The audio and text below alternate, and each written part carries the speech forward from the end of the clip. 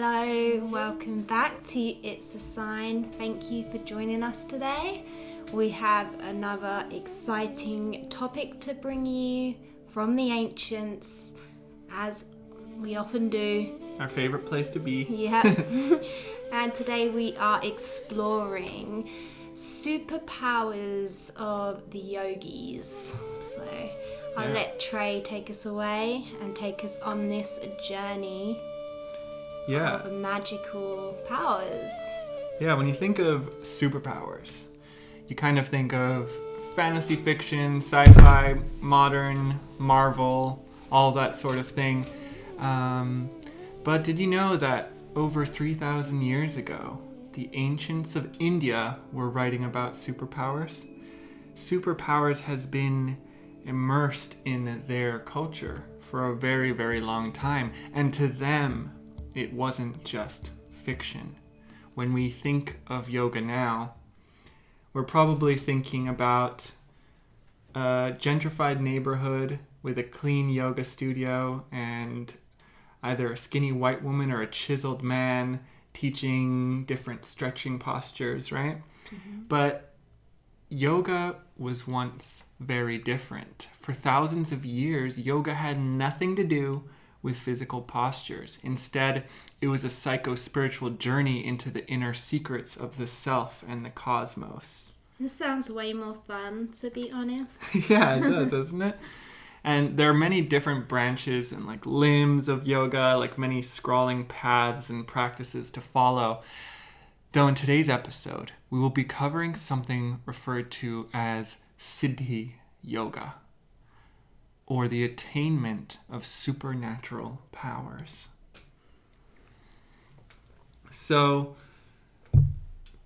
there's a lot of different superpowers claims from different yogis. There's a lot of yogis today who are conning people and saying that they have these siddhis. So siddhi is the term for these supernatural powers that one manifests through the practice of yoga, through the inner journey and discovering the potential of your higher self. And these powers arise from the practices that are taught. So there's a lot of con artists today, but it's not that far-fetched to think that potentially humans had more heightened abilities than we do today. Supernatural powers, psychic phenomenon, is not a Indian-only thing. It comes up in ancient Egypt. It comes up in Sumeria. It comes up all over the world. Yeah. Even the Sufis had their own traditions. Levitation is a big one with the Buddhist monks and things like that. Once you earn a certain level of enlightenment, you become free to levitate. And cue Avatar reference.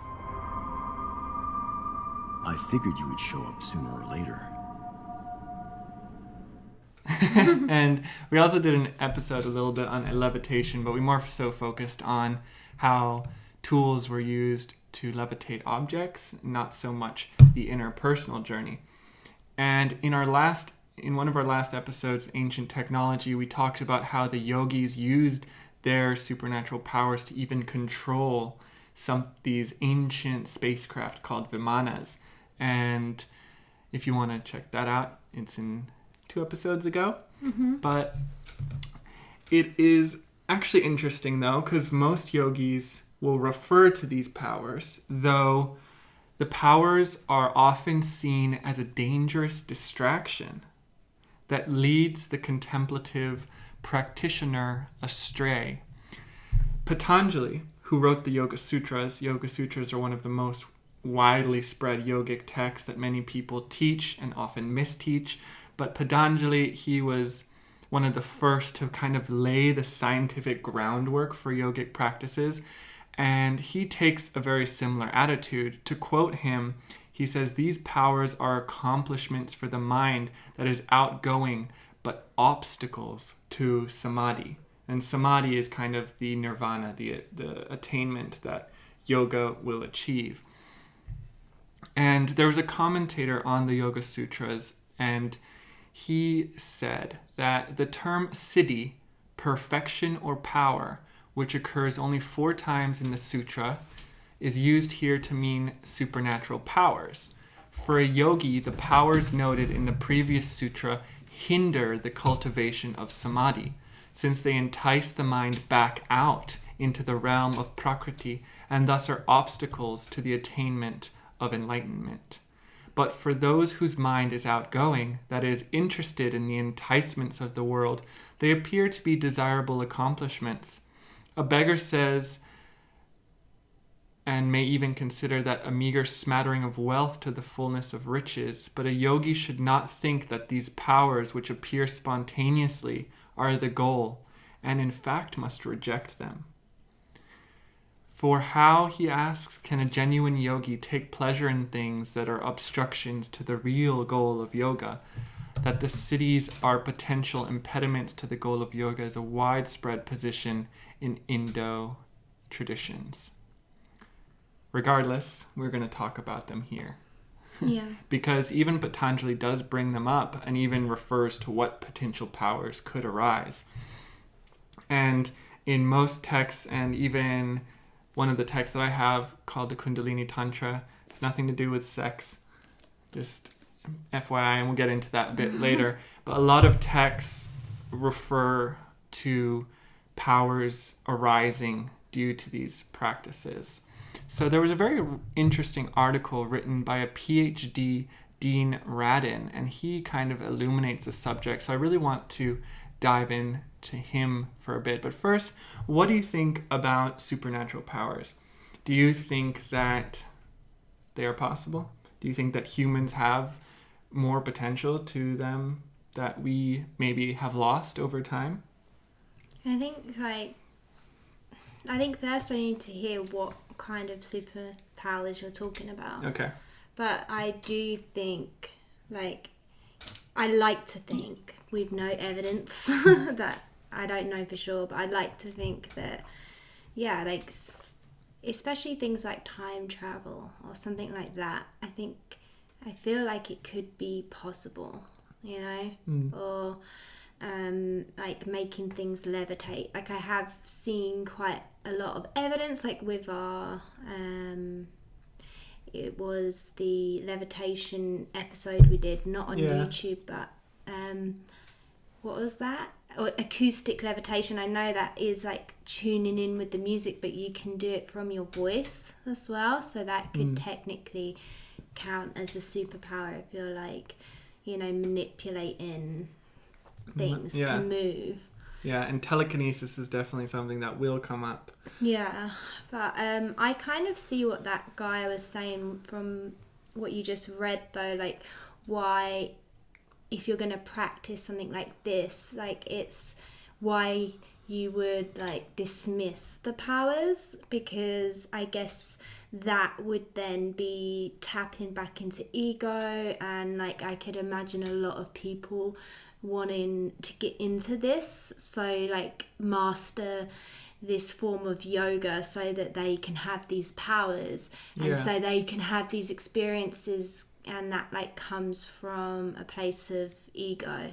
Yeah, exactly. It's that the powers are the ultimate goal instead of the ultimate realization and enlightenment of the self. So you can see how it would be a distraction. And then once you gain these powers, how would you use them? What would you use them for? And how would the external manifestation of these abilities pull you away from the ultimate goal? So let's get into this article a bit by, let me just read his name again, PhD, Dr. Dean Radin. So classic yoga texts such as Patanjali's Yoga Sutras, which were written about 2,000 years ago, tell us in matter-of-fact terms that if you sit quietly, pay close attention to your mind, and practice this diligently, then you will gain supernormal powers. These Supernormal powers. That's how he phrases it. Supernatural, Sounds supernormal. really lame. Supernormal. You achieve a whole new level of normalness. That sounds terrible. So yes, as we covered, these advanced capacities are known as siddhis and are not regarded as magical. They're ordinary capacities that everyone possesses. We're just too distracted most of the time to be able to access them reliably. And so perhaps that's why he calls them supernormal. The sage Patanjali also tells us that these siddhis can be attained by ingesting certain drugs through contemplation of sacred symbols, repetition of mantras, ascetic practices, or through a fortuitous birth, like a fortunate birth. Mm-hmm. In the yogic traditions, powers gained through the use of mantras, amulets, or drugs are not regarded with as much respect or considered to be as permanent as those earned through dedicated meditative practices.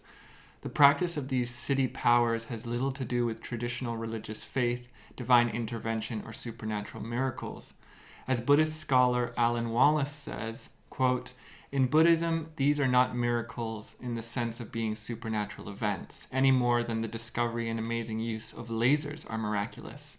However, they may appear to those ignorant of the nature and potentials of light.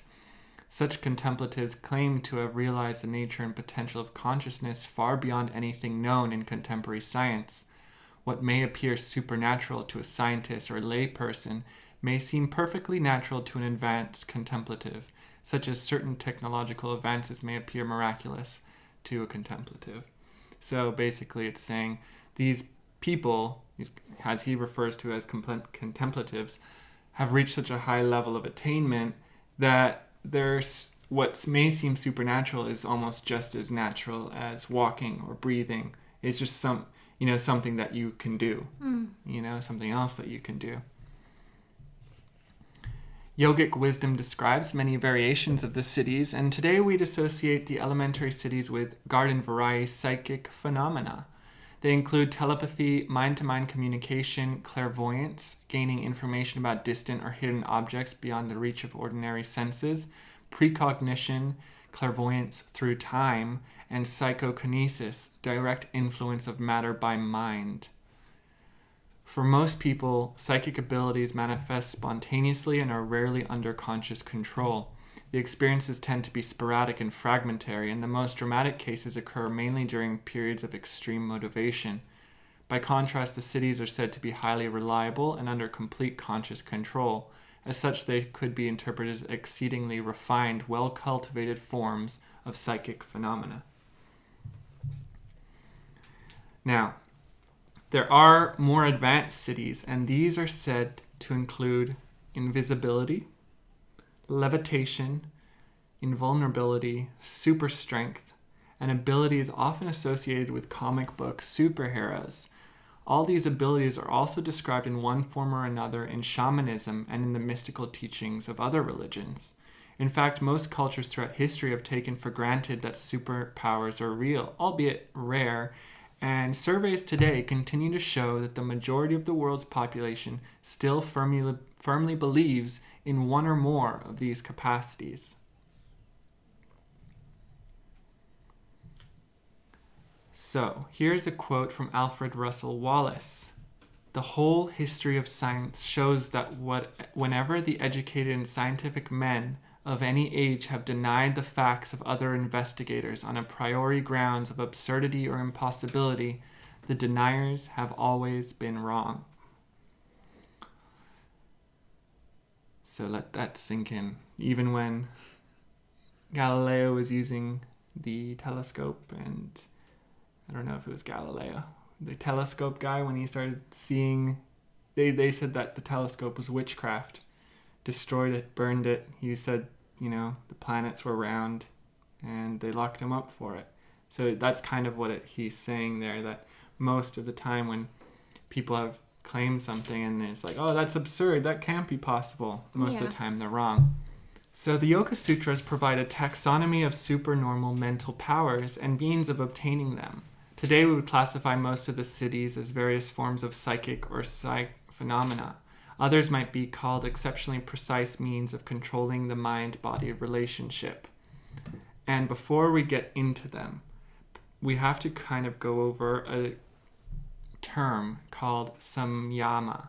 And it's the extraordinary focus of the mind, because Patanjali says one cannot achieve these powers without samyama.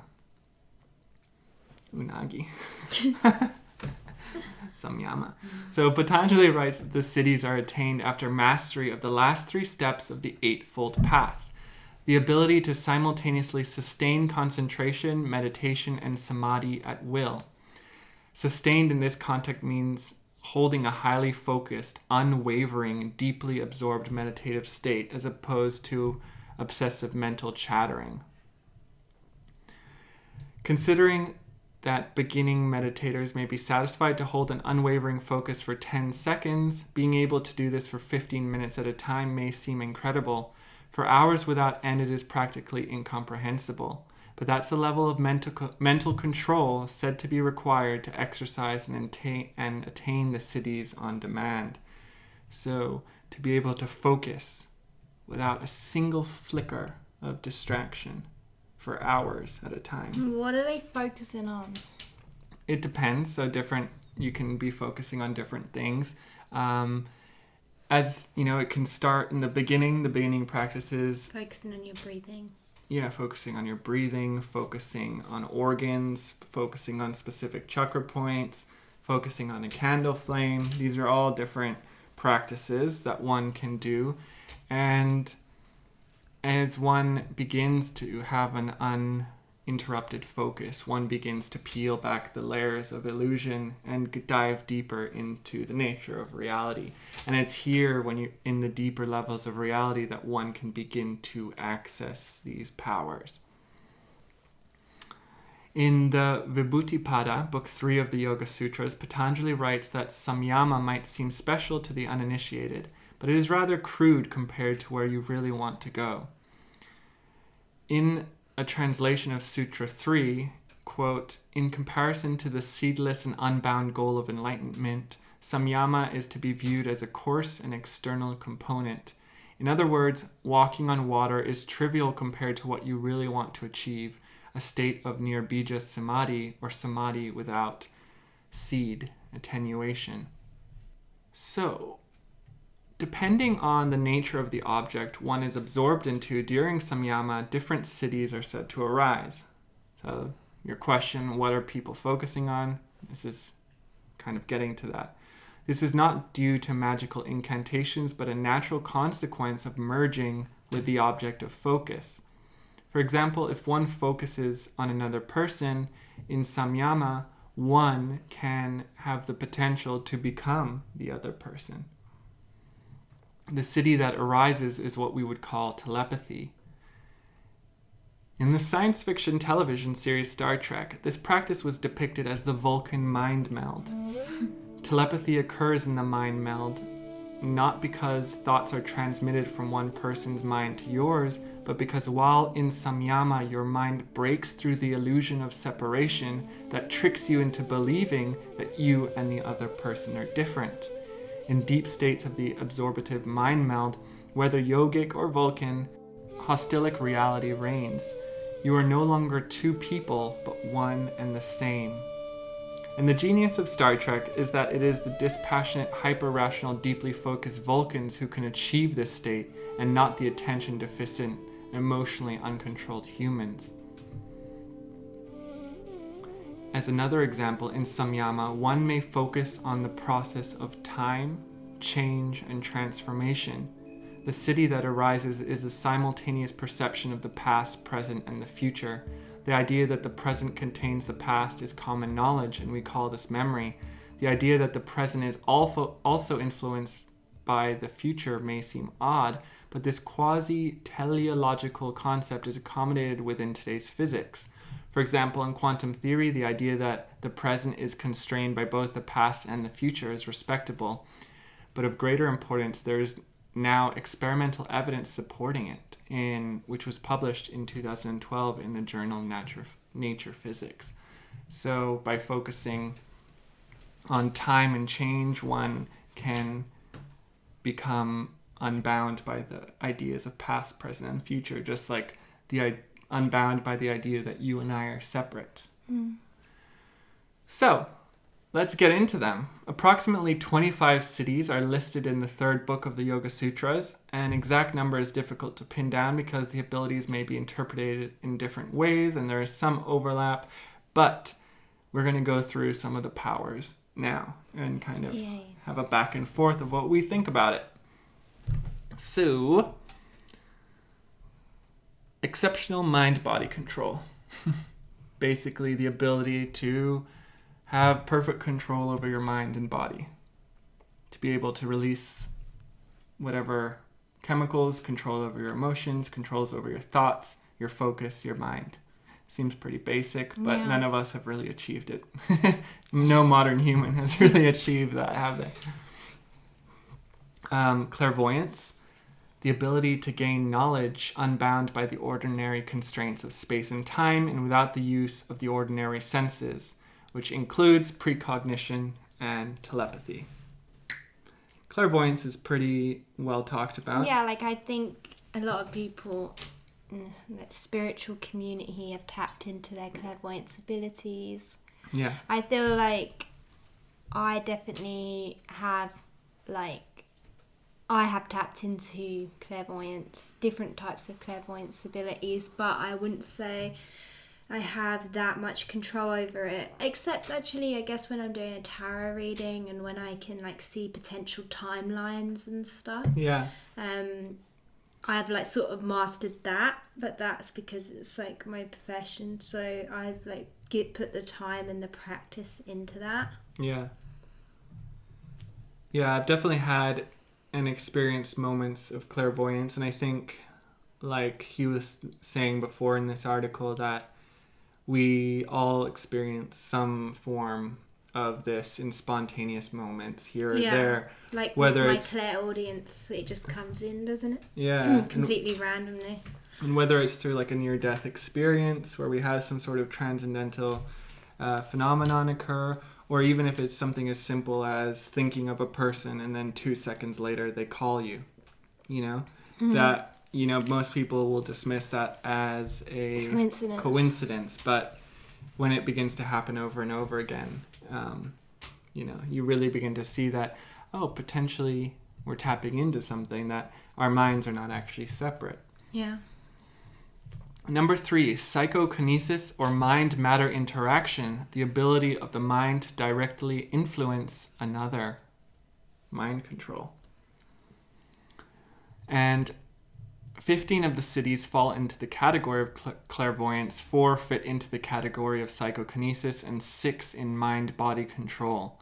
The cities listed here are in order in which they will appear in the Yoga Sutras. In Sutra 16, knowledge of the past, present, and the future, resulting from the samaya of the nature of change. This is clairvoyance through time, commonly called precognition when the information obtained is from the future, or retrocognition when it is from the past.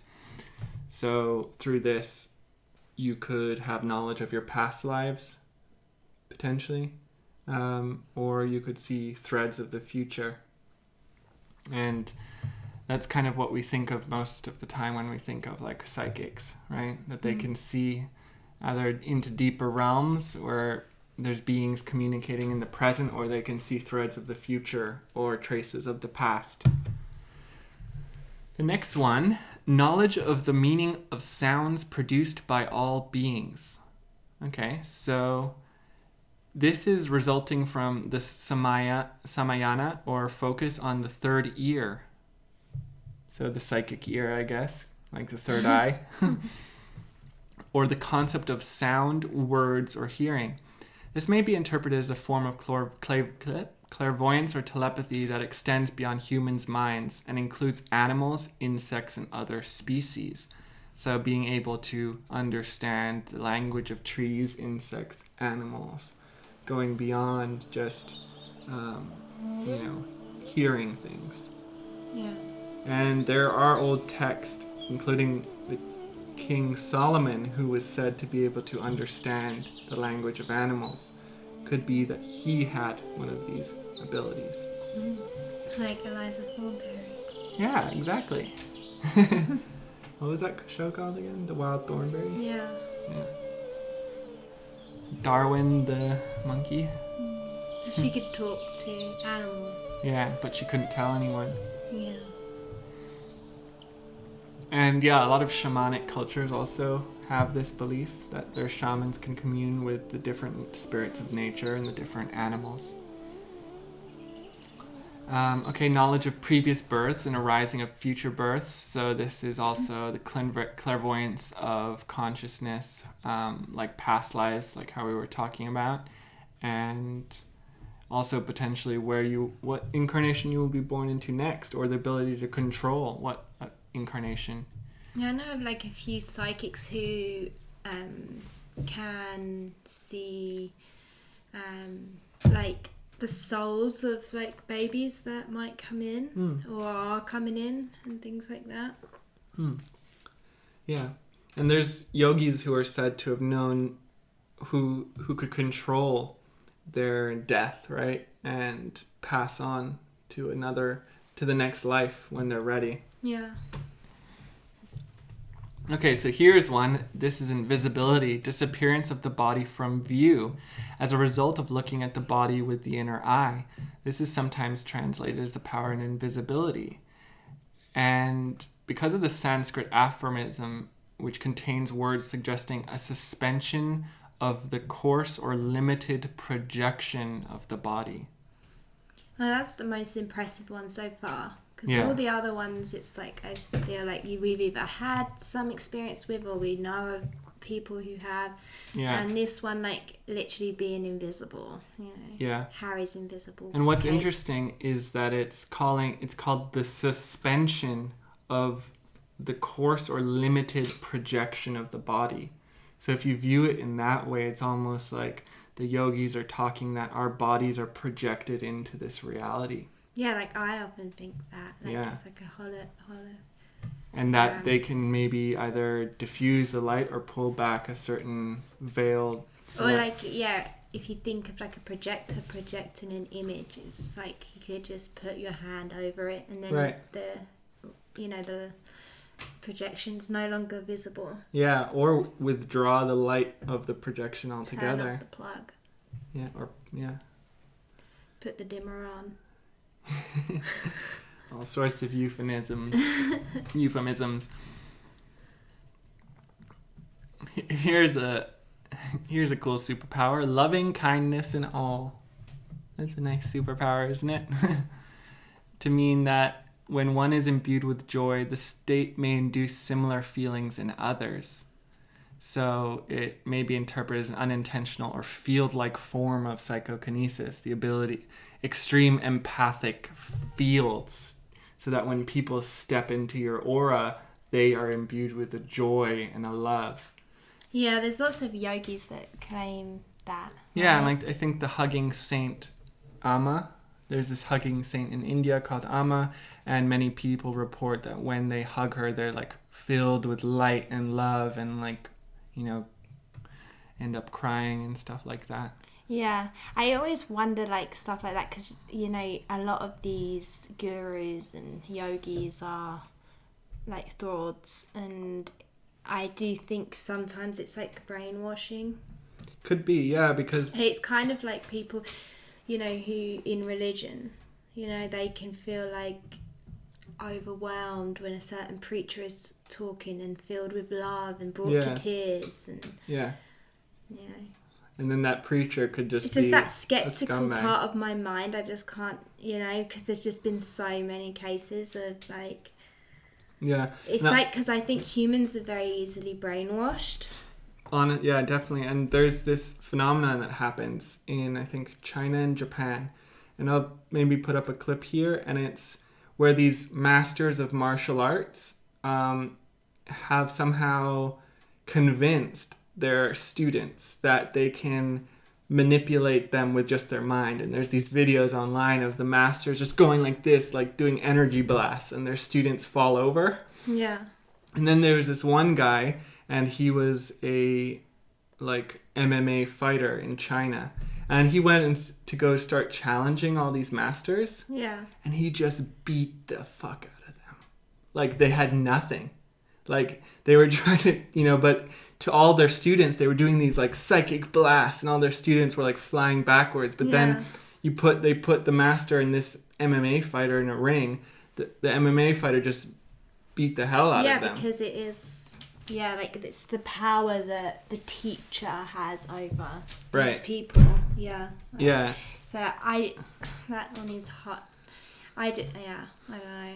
Yeah, and we're not saying anyone's claiming those abilities now. I don't feel like you could have that effect on someone unless they have like often that effect of feeling like euphoria, basically, and overwhelmed with joy in someone's presence. I think that it is because they know of this person, they know who they're about to meet, right? They're all queuing up and can't wait to meet this person. Yeah. You know, like I think like you can just meet random people, and if they're in a good mood, it radiates off to you. Exactly. Yeah. But whether someone can constantly hold this gift, I don't know, I don't believe it.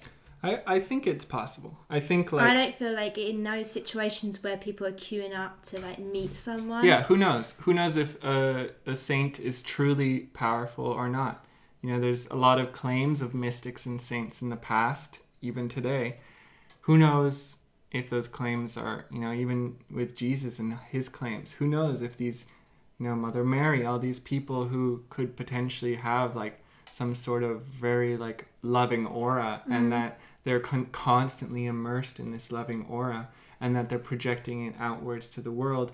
When you see someone with a good vibe, you feel that shift within you when you walk past them. And if someone, I don't think it's that out there that someone could hold that for prolonged, especially if their mind is unwavering, that they don't lose focus, that they can continuously focus on love, then and emanate that. Yeah, but I think often when you feel it out in the world, it's because somebody's in a good place at that time of their life. Yeah.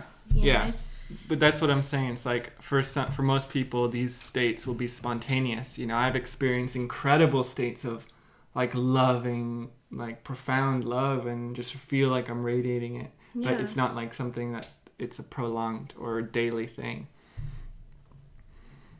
Okay, so knowledge at a distance, which is basically using the astral body to be able to gain knowledge of things that aren't in your immediate vicinity. Yeah, believe that. Knowledge of the outer universe. So this results from the samyama on the solar principle, which could include the sun as a planetary body or the concept of the solar plexus. And a more detailed translation of the city would require a major diversion into esoteric yogic concepts where aspects of the human body, some physical and others more subtle, are mapped onto aspects of the cosmos. This arcane symbolism is outside of the scope of Patanjali's Yoga Sutras, but they have been talked about in other yogic texts. So this one is interesting to me because it makes me think of the ancients, the ancient Egyptians and all this stuff. We haven't found technology of, telescopes and things like that would observe that would, garner a close observation of the solar system, right? But they somehow knew the precession of the equinoxes. They knew a lot of things about the stars and the cosmos. It's very unlikely those things would survive a great disaster. A lot of the things that have survived is because they were built to survive all these different conditions. It's just we've heard scientists say, if we was to have a comet hit us tomorrow and destroy the earth, and nothing would last, as in all our digital technology, where all our majority of our information is, books, a telescope, it's not going to survive. Right. But I kind of think, that perhaps the ancients were tapping into a different way of knowing, whereas for us in this day, we've kind of like very focused on physical materiality and observing through physical objects. But perhaps the ancients, and especially when you think of like the Native Americans even, because they're quite recent, but they had quite a lot of knowledge on the stars and the weather and all that, that perhaps some sort of astral or external journey could have been giving them that sort of awareness. And that maybe even in Egypt, the technology was made to enhance that through like the crystal chambers or through the pyramid, that maybe there were technology to help others access that astral projection or a state of awareness beyond and into the cosmos. Yeah, definitely possible. Okay, so knowledge of the composition and coordination of bodily energies, which is interpreted as a self-healing ability. So the ability to know all the, inner goings of your body and how to generate healing for yourself. Every cell knows and talks to every other cell. They exchange 1,000 bits of information between them per second. Cells group together, forming a giant web of communication, which in turn forms matter. Cells get together, take on one form, deform, reform. I definitely believe in that, and I believe people are doing that already.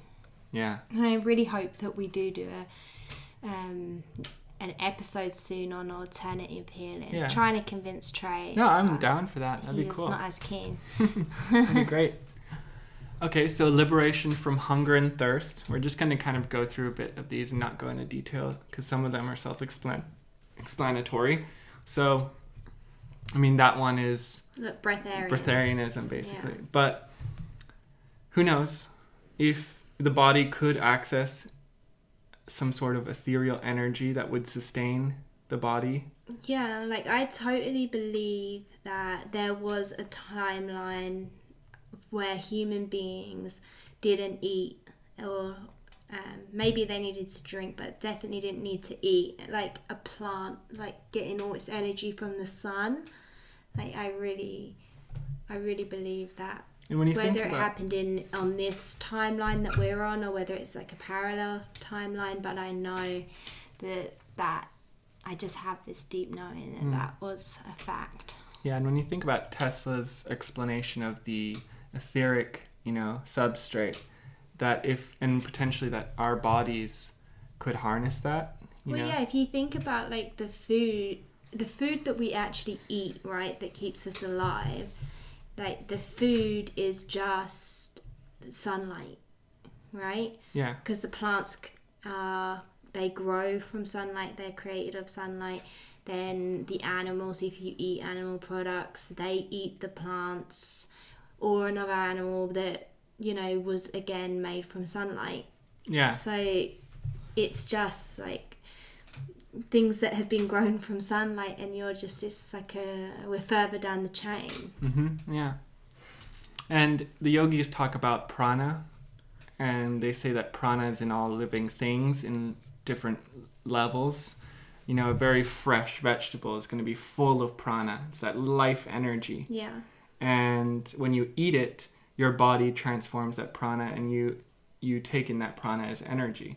And they say that there's yogic practices to generate prana within yourself without having to eat.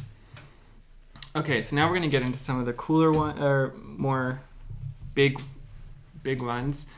Influencing others. You already kind of said that with the mind control one. Yeah. So this is related to the concept of a Shaktipat, the ability to transmit spiritual energy to others through one's gaze or presence. Oh, God. Yeah. Just thinking of a cringy video that was it you who showed me of doing the gazing. Oh, no. They were just gazing into that dude's eyes. Queuing up to... Eye gazing is a cool thing, though. Yeah. No, but a Shaktipat, there's these yogis who touch you on your forehead and he goes, open your eyes. Poof, it gives you some sort of vision. So they can transmit knowledge. There are some funny videos online of yogis or teachers who claim to have this ability in their students. It's kind of weird, actually, what happens. So I'll bring some of those up.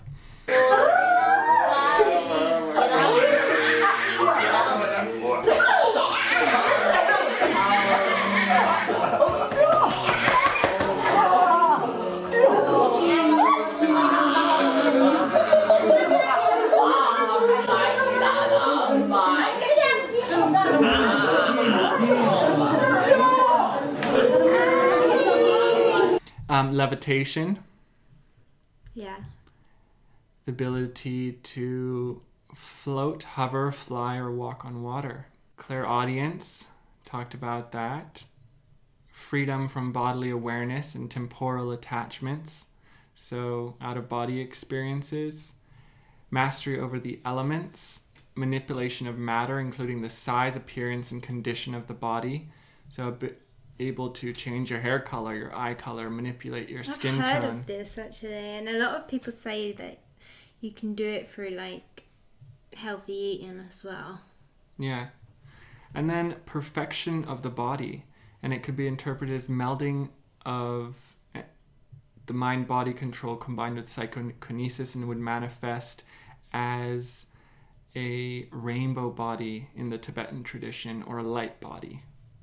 And there's one story that we're going to cover that is from the autobiography of a yogi, and he talks about his master after his master's death comes and visits him in a light body. Yeah, so I guess that's like what a lot of people experience if they've lost a loved one, and then they have visions of them coming to visit them, or in dreams. I guess it's that kind of thing. So someone's died and they now, well, it's more like they've lost their physical body, so they have a light body. Yeah, so it's more like the resurrection of Christ, where he is said to have shed his physical body and then was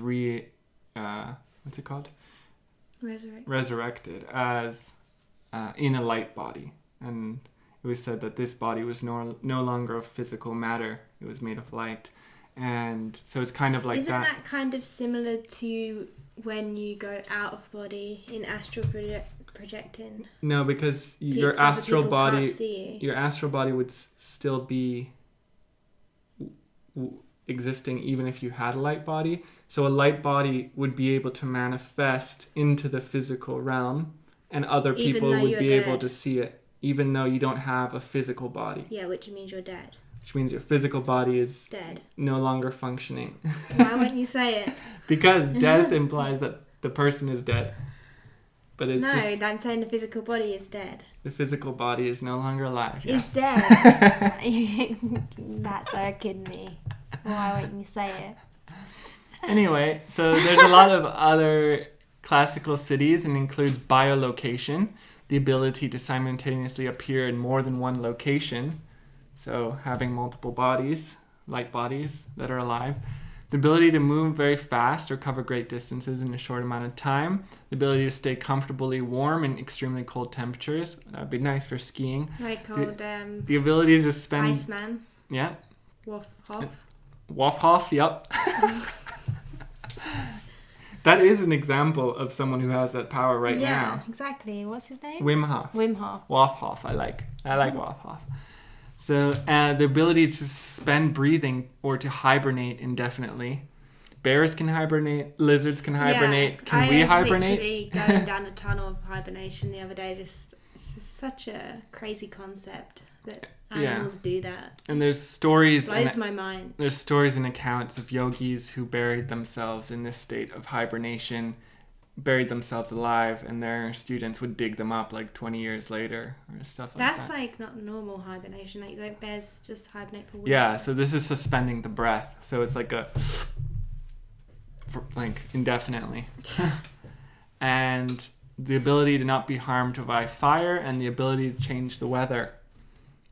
Cue that one Western spiritual leader guy who says he can control the weather, though is never given proof. forgot what his name is, but some white Norwegian guy or something. Altering the weather is one fun, usually innocent example of how we can begin to explore some of that capacity. I've had, I'd say, over 95% success with this one in particular. I started researching telekinesis. But I've heard a lot of old folk stories and things about weather changes. Yeah, I think the rain dance is a very real thing. I think it is possible. Yeah. I think it is possible. Yeah. So now that we've covered kind of some of that, there are danger warnings. Power corrupts. This is not, you shouldn't do this as the main goal. But let's get a bit into some of the signs of how this might be possible. Yeah? So, if science has been studying these phenomena in a scientific way for over a century, then surely we should have settled the issue one way or another by now. The fact that the mere existence of these superpowers is still mired in controversy tells us that the cities don't exist. This logic seems reasonable until one pays closer attention to the history of science. From the historical perspectives, this type of critique is simply a matter of impatience. For example, consider the case of magnetism. One of the first recorded attempts to study magnetism in scientific terms was in 1269. Until then, everyone considered magnetism to be a magical phenomenon. But Peter Peregrinus, who was serving in the army of the King of Sicily, took a different tack. He decided to write down everything that was known at the time about lodestones, which was a natural magnetic ore, and how to make instruments using it. 300 years later, British scientist William Gilbert would again take up the challenge to explain magnetism in rational terms. This is getting to... We're speaking about magnetism specifically because it could be electromagnetism that is the key to all of this. So, through science, we know that as a result of the circular currents in the brain, pulsating magnetic fields are produced within the body. There was a study on yogis and deep meditators when they attained deep states of focus, and it was observed that the pulsating magnetic fields produced in each hemisphere of the brains produce very specific frequencies. 8 minus 9 Gauss. I'm not sure what that means. On the right side of the brain, the field is from front to back, north to south, and on the left side, south to north.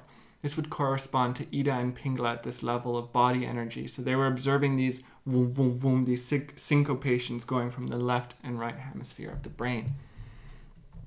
Bentoff feels that the interaction of these waves with the environment may be responsible for the psychic experiences which are often felt as a byproduct of systematic and deep yogic sadhana. He states the magnetic field radiated by the head acting as an antenna interacts with the electric and magnetic fields already in the environment. We may consider the head as simultaneously a transmitting and receiving antenna tuned to a particular one of the several resonant frequencies of the brain. Environmental fields may thus be fed back to the brain, thus modulating that resonant frequency, and the brain will interpret this modulation as useful information.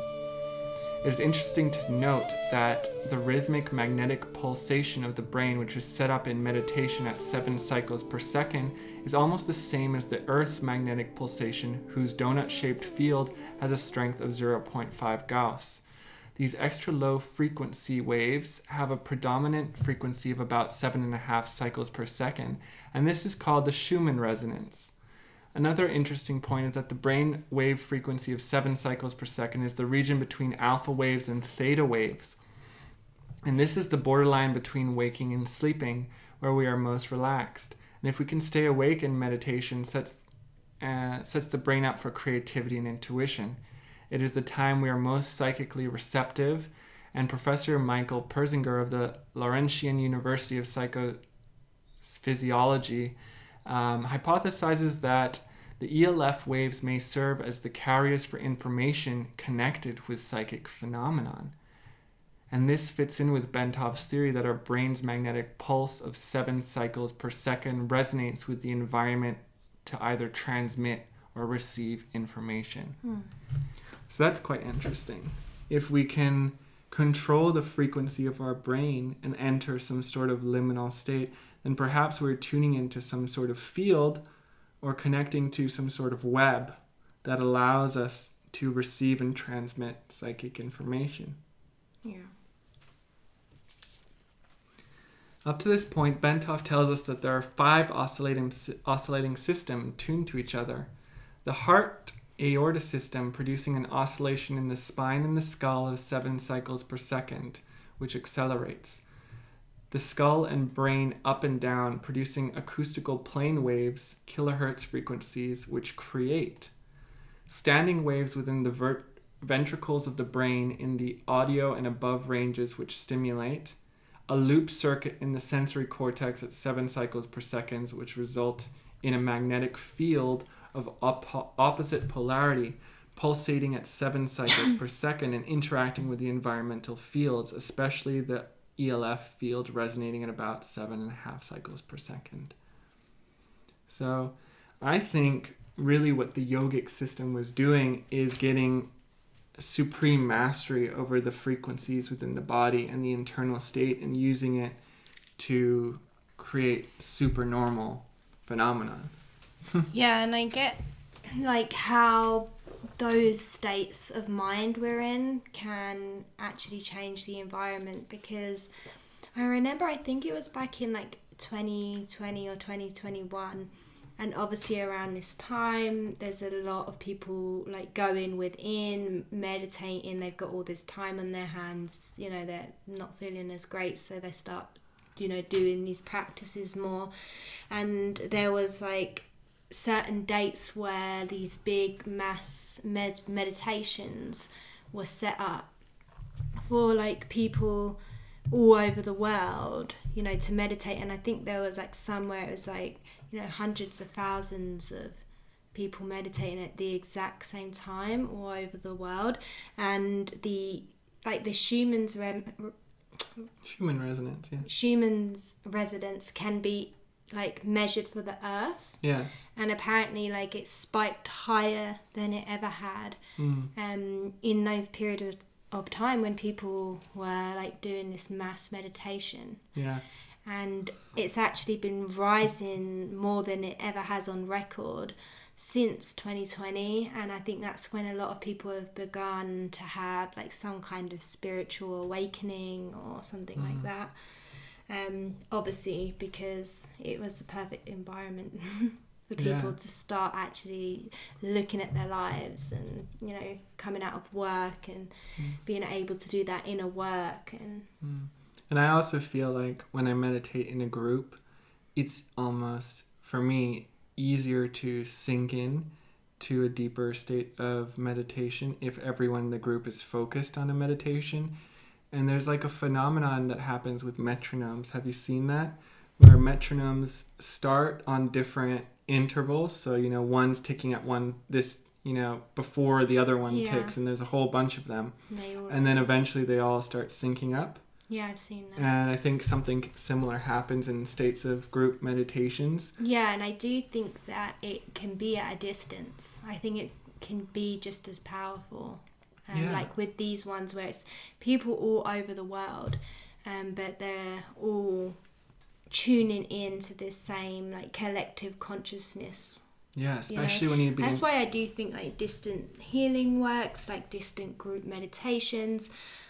There's this amazing book called The Power of 8, where they talk about doing these miracle healings, and what it was is getting 8 people, and they don't have to be in the same room, but, you know, maybe all agreeing to be meditating and focused on a certain thing, like a certain person who needs healing, and like amazing miracle healings happening because it's the power of this group meditation. And the lady who wrote the book realized it's like if you have at least 8 people, then it's like powerful enough to like achieve the results.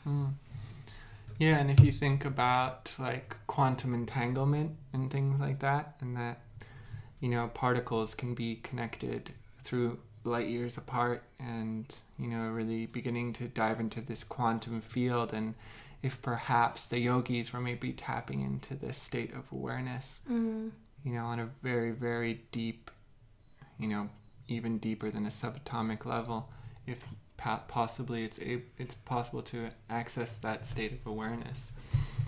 So, all right, Patanjali was not the only yogi to come out with information regarding siddhis and powers, and his Yoga Sutras were the groundwork for what yoga was to become. And like all scientists, his groundwork was expanded upon, and we will take a look into some of the practice and lineages that are said to arise mystical powers. One of them being Kundalini Tantra. And before anyone gets their loins stirring, Kundalini Tantra should not be equated to the Neo-Tantra that is spreading through the West. None of these practices include lingam massages, yoni eggs, or sexual kung fu. Yeah. These practices were highly spiritual and designed to awaken the mind. There was no sex massages or anything of that. What is associated now. Yeah. Kundalini Tantra. So yeah, of course, when it comes to the West, it shifted a lot. But a lot of the male and female things that have been interpreted were internal. It's about unifying the male and female aspects within the self. But, male and female is just two words. They're actually called Ida and Pingala, which are the different aspects within the body and how to merge those two. And I think there was... The yin and the yang. Yeah.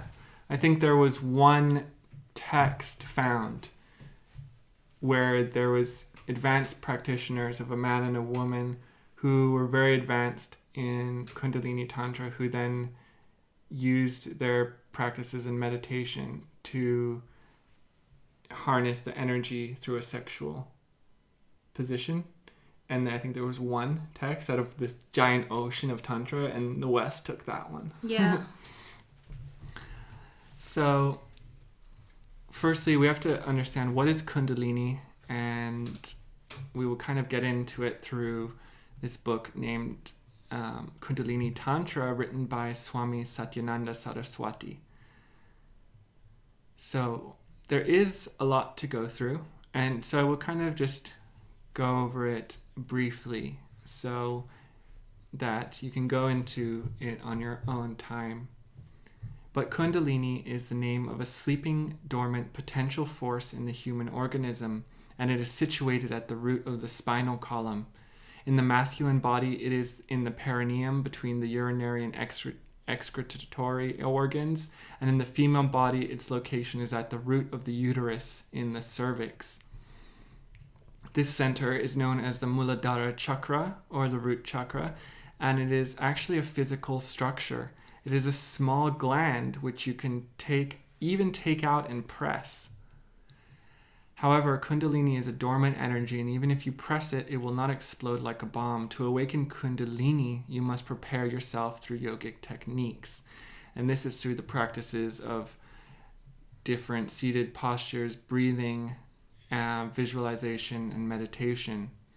And when you are able to force your prana, your life energy, into the seat of Kundalini, into the base of your spine at the different locations, the energy wakes up and makes its way through the Sushumna Nadi, which is the etheric current that runs through the nervous system that's within your spine. And so it runs up the central nervous canal to the brain. And as Kundalini ascends, it passes through each of the glands located within the spinal column, and finally hits the last one in the brain, which is the pineal gland. Yeah. Which is up here. Yeah. The third eye gland. Yes, that's what they call it. It's also, when I've taken DMT, I've felt that gland buzzing. It is the gland that holds DMT. It releases DMT in near-death experiences right before you're going to die. When you're born. And even when you're dreaming or in deep states of meditation, a lot of people say that the pineal gland has been calcified through lots of toxic foods, Fluoride. pesticides, a lot of different things, even lifestyle. And so it's kind of like, if a muscle isn't stretched, it becomes stiff and tight. So Yeah, or like a faucet that gets covered in limescale, yeah, exactly. and then the water can't run clearly. Yeah. And so it could be that the calcification of it makes it hard Yeah. instead of soft and supple with like a liquid. And yeah, there was even these really intense yogic practices where yogis would stretch their tongue, severing the bottom thing that links the tongue, and they would stretch it Really over a gross. long period of time so that it was like this long, like really long. And Gross. they would physically manipulate the pineal gland by curving their tongue up and I can't deal with behind their this. throat and up into their brain. This is what I mean about a lot of these yogi practices. Like, they do some really out there stuff that I can't handle. I'm way too squeamish. Like wrapping their willies around a pole and Yeah, there's some odd practices, and Yeah. the Buddha himself said that a lot of these practices are extreme and do not need to be done. I agree with the Buddha. The pineal gland can be stimulated and accessed without stretching your tongue to be 6 feet long. So gross. Yeah. So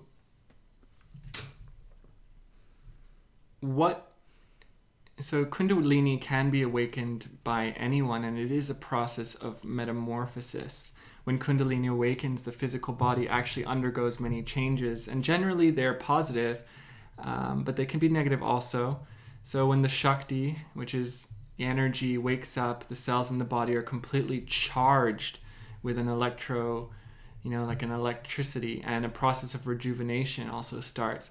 The voice can change, the smell of the body can change, the hormonal secretions also change.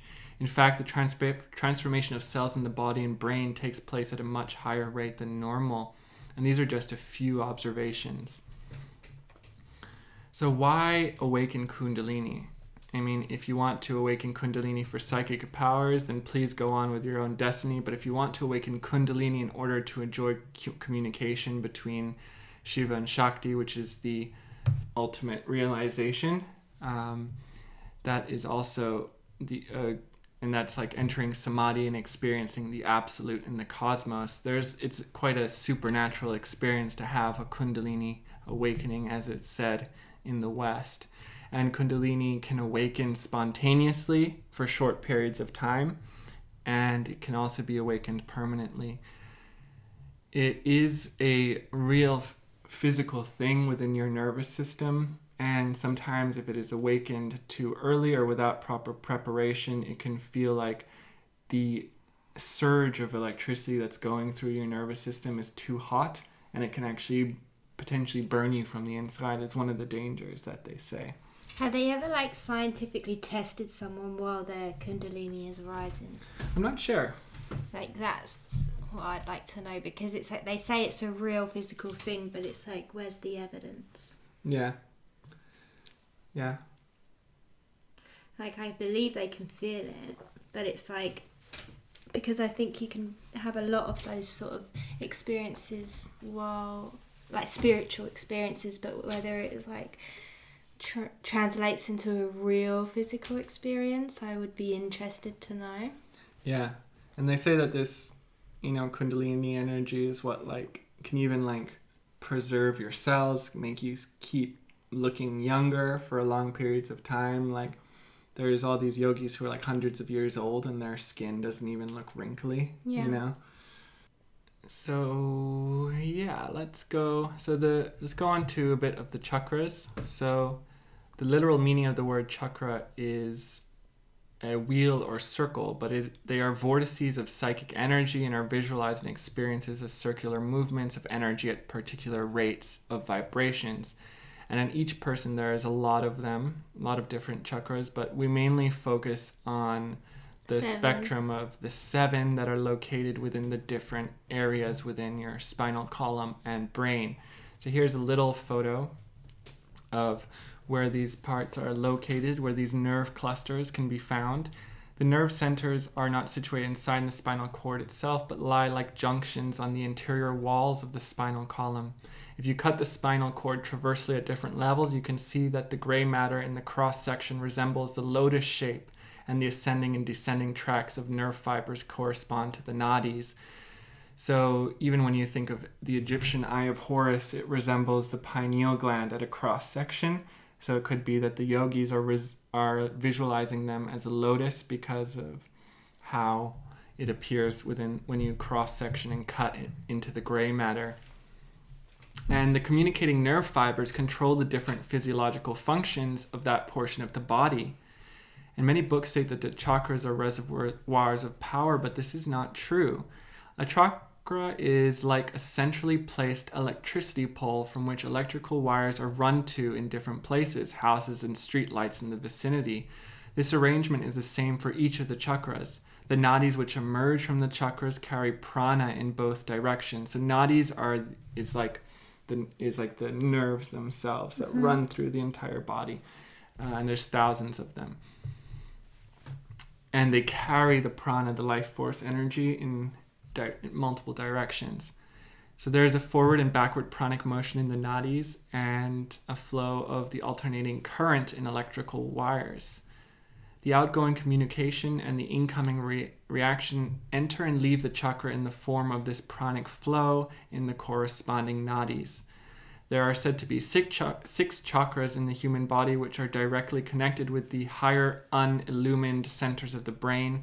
The first chakra is Muladhara. It is situated in the pelvic floor and corresponds to the coccygeal plexus of nerves. In the masculine body, it lies between what we said before and... So it's basically the root chakra. Yeah, Muladhara is the root chakra. And I think most people are aware of the chakras and each one, but yeah, I'm just they saying, have a different name in the Kundalini, right? No, like the root chakra is just the English name. Yeah. I'm just saying what nerves and things they're associated with. The second chakra is Svadhisthana, which is located at the lowest point or termination of the spinal cord, and it corresponds to the sacral plexus of nerves and controls the unconsciousness in man. The third chakra is Manipura, which is situated in the spinal column exactly at the level of the navel. It corresponds to the solar plexus and controls the entire process of digestion, assimilation, and temperature regulation in the body. The fourth chakra, Anahata, lies in the vertebral column behind the base of the heart at the level of the depression in the sternum. It corresponds to the cardiac plexus of nerves and controls the functions of the heart, lungs, diaphragm, and other organs. The fifth chakra is Vishuddhi, which lies at the level of the throat pit in the vertebral column, and it corresponds to the cervical plexus of nerves and controls the thyroid complex and also some systems of articulations, the upper palate and epiglottis. And then Agnya, the sixth and most important chakra, corresponds to the pineal gland, lying in the midline of the brain directly above the spinal column.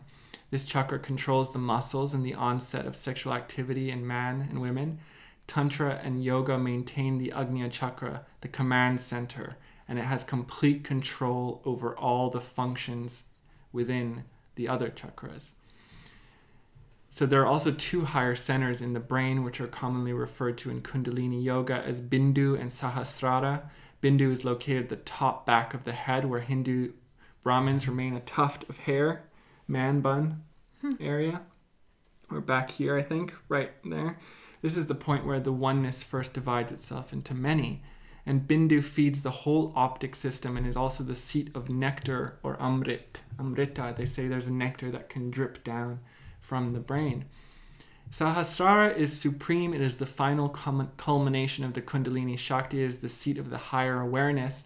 And Sahasrara is situated at the top of the head and is physically correlated to the pituitary gland, which controls each and every gland and system of the body. And these nodes are connected through the nadis, which flows through the central spinal column. And so that's kind of just a basic onset. And you can kind of begin to see that these yogis were actually scientists really creating a system to of control and awareness over the internal body. And that by becoming aware and being able to manipulate and control these centers within the body and access these higher planes of consciousness, they were able to manifest these powers. So I wanted to go over a couple of the cool practices that are in there, and one that's very familiar probably to you is candle gazing. It's called Trataka, and it's actually fixed gazing on one point, but you can fix your gaze on a candle. And in this practice, one focuses on the candle without blinking for long periods of time. And then, after a couple minutes, you close your eyes and there will be an after image, a little after image of the candle, which you hold and focus between your eyes in the third eye center. And you hold it there with a soft focus for as long as possible. And you will notice that it begins to waver and jump around. And your task is to keep it centered and still. And that really helps to awaken the third eye. And it works with anything, I find. Yeah, you can like focus even on whenever anything. I go into meditation, I'll close my eyes just like to rest them. It's like whatever I was previously looking at is there. Yeah. In a kind of like an inverted version, in a way. Interesting. Yeah. So Trataka can also be practiced on the full moon, a shadow, a crystal ball, the nose tip, an image in water, a yantra, which is like these kind of geometric shapes, darkness, a Shiva lingam, and many other things. It doesn't matter what you're focusing on, but it's that you're generating this unblinking form of concentration, this, unflickering thing. And it goes on to like the practices increase it, and you have these different practices. And then there's also a practice of locating the gland at your root chakra. So it's finding that gland and learning how to manipulate it. With your fingers. So in the beginning, they say to actually look for it, not up anything, not up any orifice, but like it's between those things, so you can actually feel it with your fingers. So a lot of the time they'll tell you do go up. For the man, you don't have to go up, but you also, because I've had practice with this, I can tense and move it without touching it. But they sometimes say to just, it's basically between your two parts, and just to put a finger there to kind of feel it. You're not putting anything inside anywhere. That's not what they're saying. Alright. So outside, like here. Yeah. So for men and women, the practice is different. And you basically, you can locate it by touch, and then eventually you begin to manipulate this energy by focusing it and tensing and pulsing it. And it's slowly beginning to awaken it. And I thought that was a interesting one. And there's quite a lot of diagrams, and it's this one here, number 2. And you don't want to be tensing this or that. You want to be tensing that spot in the middle. And for women, it's up there. So here are the different tracks. That would be for your urine, that would be for insertion, and that would be your butt. Yeah, well. And so your gland would be right up there. Yeah, so you can't feel it from the outside. I'm not sure what it says for women. So it basically just says focus your attention on the contact point between your heel and the opening of the vagina. So I think you put your heel around that area. And it's just kind of finding and locating it and increasing your awareness and breathing into that area, as well as tensing it. There's also this very cool, interesting practices called Uddiyana Bandha, which is basically kind of an abdominal massage, and like also creating this like vacuum within yourself, and it's creating this seal within your body. And I'll put some videos of it up now. It looks very interesting. and it can help to completely refresh and cleanse your digestive system, as well as energetically sealing energy within your body. So if you've done a lot of breath work, a lot of the time you will seal the centers in your body by activating this Manipura abdominal lock. And here you can also see the manipulation of it, and it's called Nauli, and it's creating this like wave-like motion in the abdomen. So there are many more practices, but those was just a little. And I just wanted to go really quickly into the last,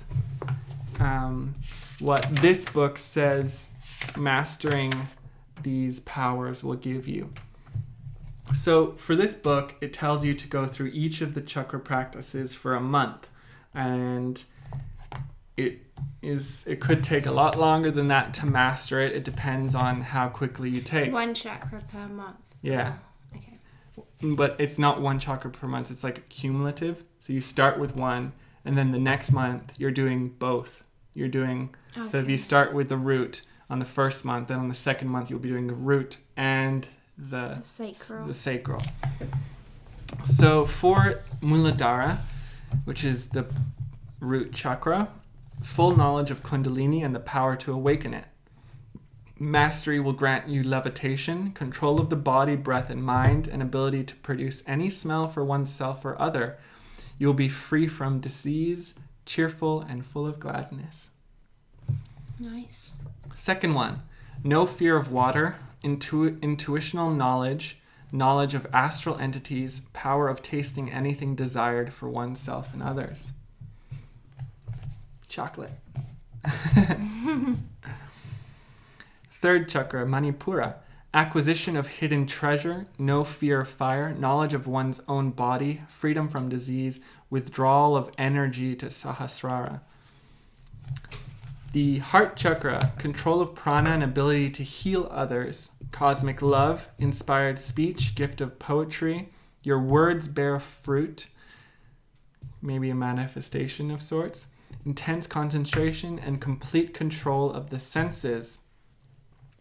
The throat chakra, or Vishuddhi, imperishability, you become immortal, full knowledge of the Vedas, knowledge of past, present, future, ability to exist without eating, power to read others' thoughts.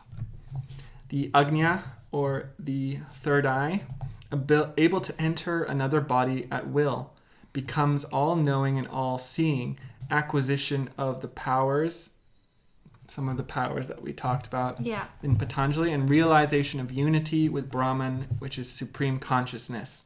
And then Sahasrara, which is the crown, and that's Samadhi, total awakening and self-realization. Yeah. So yeah. The last one sounded like a psychedelic trip. Which one? Because people always have like a big self-realization on a psychedelic trip. Yeah, and we said earlier that it can be achieved through drugs, but that it's not respected. Yeah. In that culture.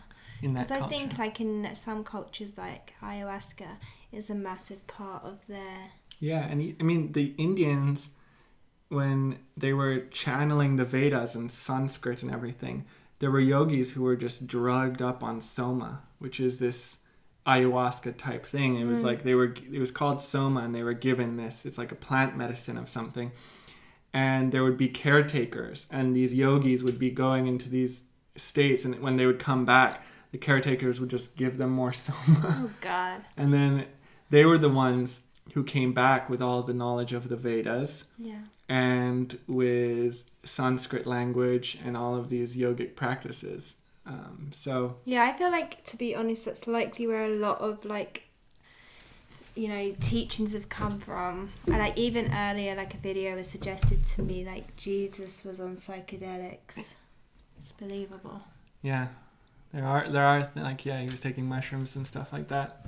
And perhaps we could do an episode on plant medicine, psychedelics, and the role they played in different cultures and ancient I actually wisdom. had an idea about like the ancient knowledge or what we know about mushrooms, because mushrooms have been recorded, the longest being used. So it would be interesting. Okay, so there's one more thing I want to talk. It's a little story from the autobiography of a yogi. Okay. It's pretty cool. And the autobiography, if anyone hasn't read it, the autobiography of a yogi is really trippy and really interesting to read. And it follows Paramahansa Yogananda and his journey from childhood into becoming a yogi. And there's some incredible accounts and stories within that. Whether you want to believe them or not is up to you. But it is given as a non-fiction book, and some of the things that happen there seem very, very supernatural. So here is, as we said, an account from the autobiography of a yogi where Paramahansa Yogananda is visited by his master and guru, Sri Yukteswar. So this is quote from, damn it, jumped right to the penis. I zoomed in and it just jumped right up to the penis. Okay, so this is a quote when Sri Yukteswar comes and he begins to say to Yogananda, I have not died, you do not need to mourn me. I am always here, and this is some of the knowledge I want to bestow on you, and this is what I have learned from the other side. So, as prophets are sent onto earth to help men work out their physical karma, so I have been directed by God to serve on an astral planet as a savior. It is called Hiranyaloka, or illuminated astral planet. There I am aiding advanced beings to rid themselves of astral karma and thus attain liberation from astral rebirths. The dwellers on Hiranyaloka are highly developed spiritually. All of them acquired in their last earth incarnation the meditation-given power of consciously leaving their physical bodies at death. No one can enter Hiranyaloka unless he has passed on earth beyond the state of Sabikalpa Samadhi into the higher state of Nirvikalpa Samadhi. So this is the ultimate attainment of yoga, which is the Samadhi. So he's saying this astral dimension, this astral planet, only beings who have self-realized this Samadhi, Nirvana state can enter. It's quite cool because it says that, I'm trying to find that spot, but it says that the inhabitants have already passed through the ordinary astral spheres where nearly all beings from earth must go at death. There they worked out many seeds of their past addictions and actions in the astral world. None but advanced beings can perform such redemptive work eventually in the astral worlds. In order to free their souls more fully from the cocoon of karmic traces lodged in their astral bodies, these higher beings were drawn by cosmic law to be reborn with new astral bodies on Hiranyaloka, the astral sun or heaven, where I have resurrected to help them. There are also highly advanced beings on Hiranyaloka who have come from the superior, subtler causal world.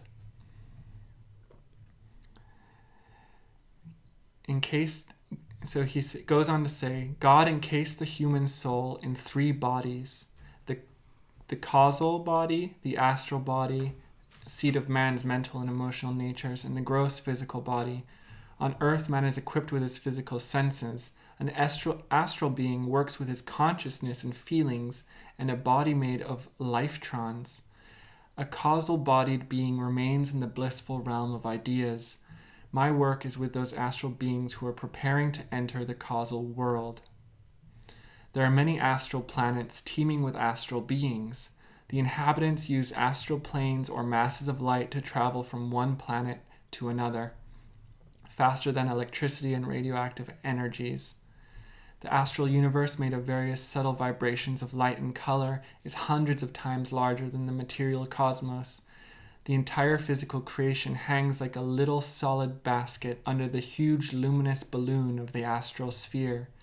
Just as many physical suns and stars roam space, so there are also countless astral, solar, and stellar phenomenon.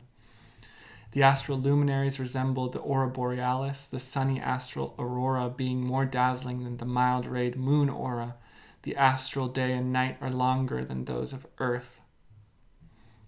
And then there was one last thing. The ordinary astral universe, the subtler astral heaven of Hiranyaloka, is peopled or populated with millions of astral beings who have come more or less recently from the earth, and also with myriads of fairies, mermaids, fishes, animals, goblins, gnomes, demigods, and spirits, all residing on different astral planets in accordance with karmic qualifications. Various spheric mansions or vibratory regions are provided for good or evil spirits. Good ones can travel freely, but the evil spirits are confined to limited zones.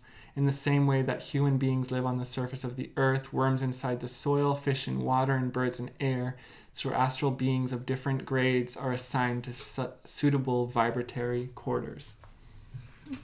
Pretty cool, right? Yeah. Interesting. Yeah.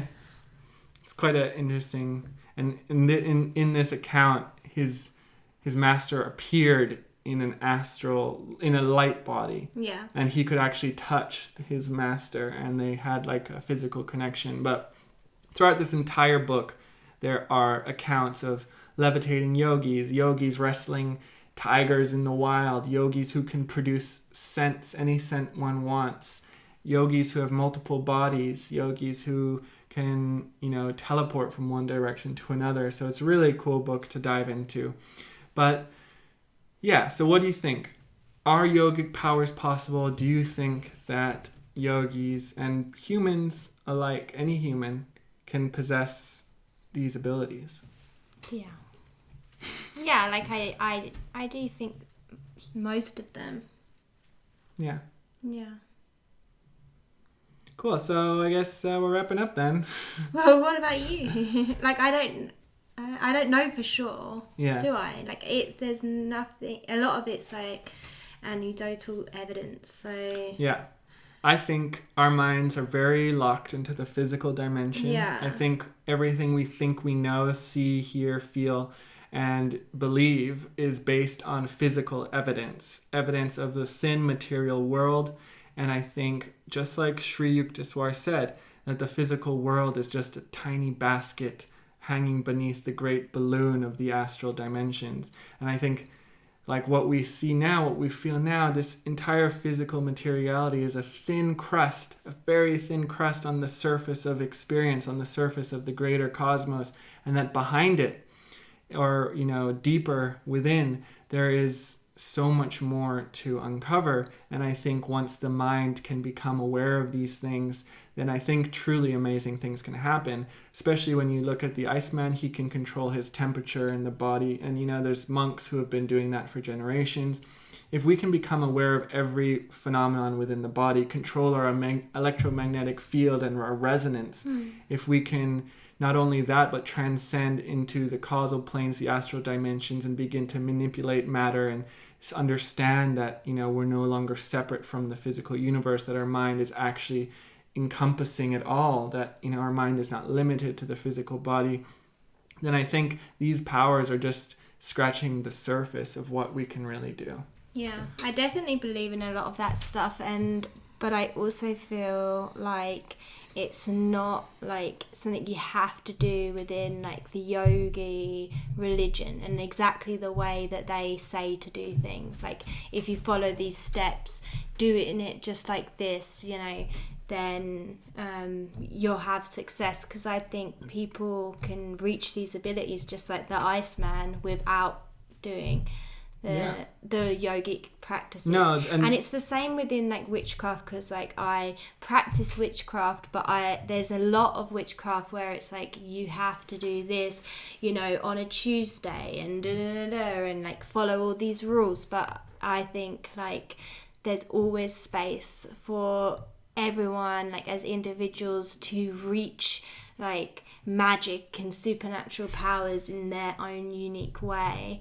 And that you don't have to do something exactly to the book. No, you don't. It's interesting that there's so many people who follow it to the book and they've had success with it, But, like you say, you see people like the Iceman who are able to have these abilities in their own way. Yeah. And have their own teachings around that. Yeah, and his came from kind of like a intense moment, and he continued to develop his own system. Yeah. This is just another system. It's a roadmap to help, along the way. Ultimately, all yogis say that, meditation is just the beginner's practice. All these things that you have to do are just, once you are in the higher states of consciousness, those fall away. Those are just supports. Like when you make a building, you have all the scaffolding, right, to make sure that you can support the building. And so what these practices are supports to help you get there. And it includes even just like ways of living your life, having a clean, healthy, vegan diet. All these things are included. And it's definitely not the only way. There's many different paths of yoga, many different blueprints, and it's kind of just like, science. A lot of the time you could try and figure out electricity for yourself, or you could read how someone else found electricity and kind of copy their experiments and see if that works for you, right? So I don't think it's exactly the same as that when it comes to like spiritual and like stuff and enlightenment and like tapping into that sort of stuff. I think that's quite different to, say, discovering like how electricity works. Well, they were trying to develop a system that harnesses the centers in your body in a verifiable and repeatable way. That's what they were trying to do.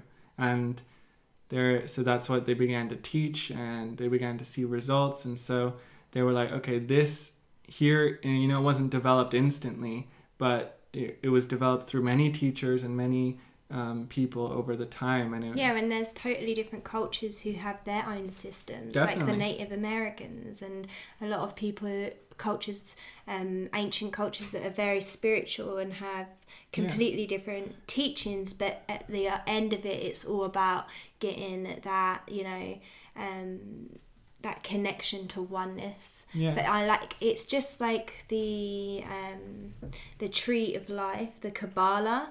You have the 2 pillars and the middle pillars, and it's all to reach the top, right? Chakma. But how many different paths you can take? There's just so many multiple paths that you can take to all get to the same place. Definitely. So I feel like this was interesting because it was like the yogis' way to how they have like published papers and things on how that they can reach that enlightenment state.